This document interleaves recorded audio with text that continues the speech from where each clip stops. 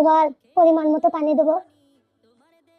পানিটা খুব দেখে নি আলু আর ছোলাটা সিদ্ধ হয়েছে কিনা। আপনারা দেখতেই পাচ্ছেন ছোলাটা খুব ভালোভাবে সিদ্ধ হয়ে গিয়েছে। এখন রান্নার তেলটা দিয়ে দিচ্ছি।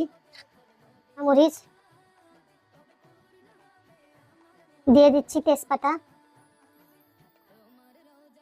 দিয়ে দিচ্ছি, 3টা এলাচ, 3টা লবঙ্গ আর 4-5টা গোলমরিচ। 1 কাপ পেঁয়াজ কুচি দেবো। এখানে আদা বাটা, জিরা বাটা আর রসুন বাটা সবটা দিয়ে দেবো। ধনিয়া গুঁড়া, গরম মশলার গুঁড়া, হলুদ দিয়ে দিচ্ছি, লবণ দিয়ে দিচ্ছি।